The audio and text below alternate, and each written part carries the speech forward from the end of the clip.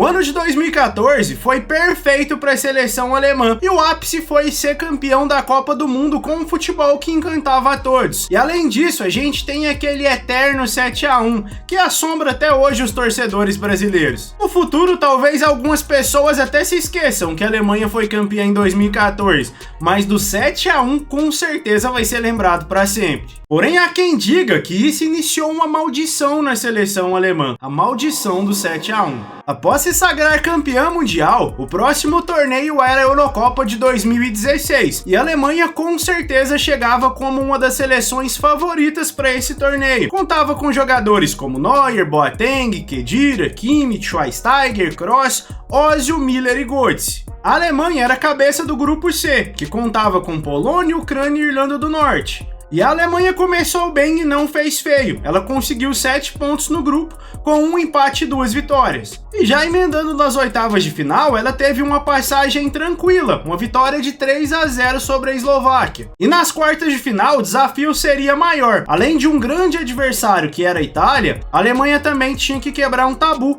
que era de nunca ter vencido a seleção italiana em jogos oficiais. A vitória acabou vindo, porém o tabu não foi quebrado. O jogo finalizou 1-1 e a Alemanha acabou passando nos pênaltis. E o adversário da semi seria a França, anfitriã do torneio. A partida contava mais uma vez com um tabu, só que dessa vez em favor da Alemanha. A seleção nunca foi eliminada em torneios oficiais pela França. Só que dessa vez o tabu foi quebrado. A Alemanha perdeu de 2-0 para a França e foi eliminada. E essa foi a primeira de várias outras eliminações da Alemanha em anos seguintes, depois do eterno 7-1. A próxima competição foi a Copa do Mundo de 2018, sediada na Rússia, e a Alemanha simplesmente passou seu maior vexame na história. A seleção, que era atual campeã do mundo e apontada como uma das favoritas da Copa, caiu em um grupo com México, Suécia e Coreia do Sul. Por ser atual campeã e ter caído em um grupo relativamente fácil, a Alemanha também cotada ali como uma das favoritas para ser campeã, todo mundo imaginava que a classificação viria de uma forma fácil, mas não foi isso que aconteceu.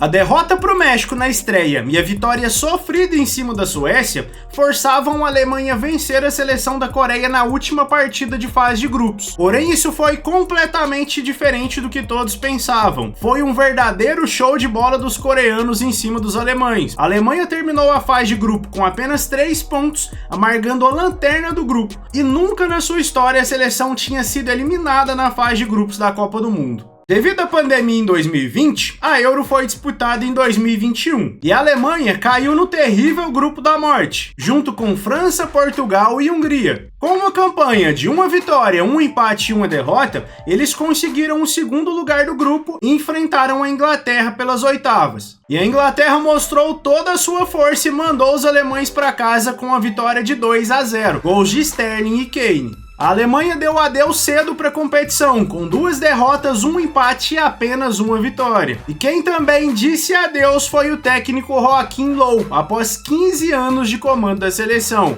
Querendo se renovar com o novo técnico, a Alemanha chegou na Copa do Mundo de 2022 no Catar querendo provar o seu valor e também sendo uma das favoritas. Porém, novamente o fantasma do 7-1 atacou. Em um grupo com Espanha, Japão e Costa Rica, a seleção alemã ficou em terceiro no grupo, tendo vencido apenas um jogo na competição. Novamente a seleção alemã deu o vexame e deu adeus muito cedo à Copa. E então chegamos na Euro de 2024, onde era sediada na própria Alemanha. A seleção alemã chegou para o torneio com um elenco de jogadores consagrados como Neuer, Rüdiger, Kimmich, Gundogan, Müller e Kroos, que tinha anunciado sua aposentadoria ao término do campeonato, e com jovens talentosos como Wirtz e Musiala. A seleção começou bem sua caminhada, logo na estreia, vitória contundente de 5-1 contra a Escócia.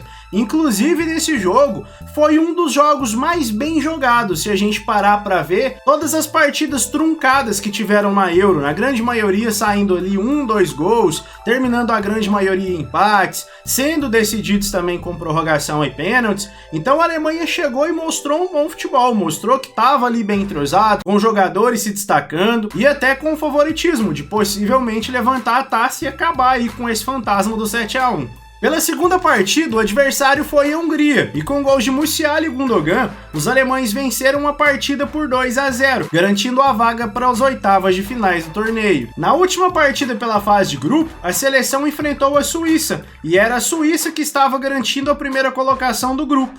Com o gol de Endoye, a seleção suíça ia vencendo a partida até os acréscimos. Foi quando então apareceu a estrela do atacante Füllkrug. Aos 42, o atacante empatou a partida e garantiu a primeira colocação para a seleção alemã. Nas oitavas de final, o adversário foi a Dinamarca. O jogo ficou marcado por uma forte tempestade, inclusive sendo paralisado e retomado após a chuva de granizo.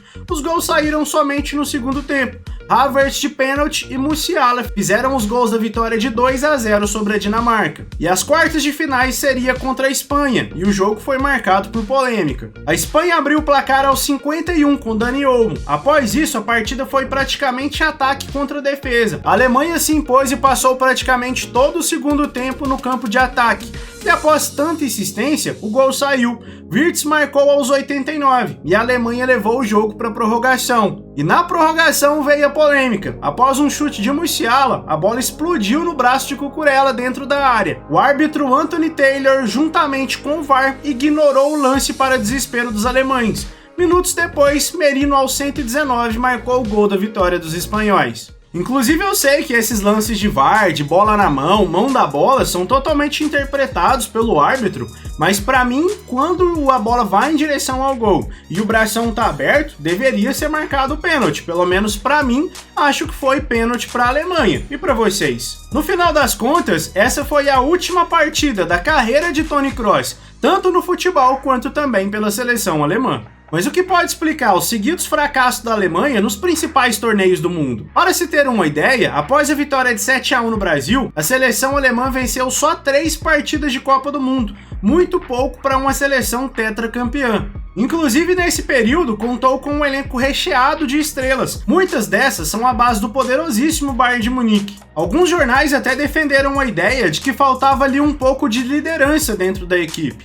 Atletas como Neuer, Kimmich e Gundogan não conseguiram ter o mesmo desempenho que mostraram nos seus clubes. Outro ponto seria a defesa, no caso a zaga, não ter o mesmo desempenho que antes. Como ponto de referência, temos a defesa do time de 2014. Durante a Copa realizada no Brasil, a seleção alemã sofreu apenas 4 gols em 7 partidas disputadas. Durante a Copa do Catar, foram 5 gols em somente 3 partidas, uma média de quase 2 gols sofridos por jogo. E só para você ter noção de como a coisa tá complicada na seleção alemã, a última partida em Copas que a Alemanha ficou sem levar gols foi em 2016 contra a Eslováquia. E outro ponto muito comentado é que após a aposentadoria de Klose, nunca surgiu um jogador para ser aquele atacante fazedor de gols. Então eles sentem muita falta de um cara que empurra a bola para dentro com sucesso, igual era o Klose. E você aí do outro lado, acha que realmente é um fantasma, uma maldição do 7-1, ou a Alemanha só não tá conseguindo acertar o seu estilo de jogo? Eu vou ficando por aqui, espero que você tenha gostado desse vídeo, deixa o seu gostei e também se inscreve aí no canal. Até a próxima!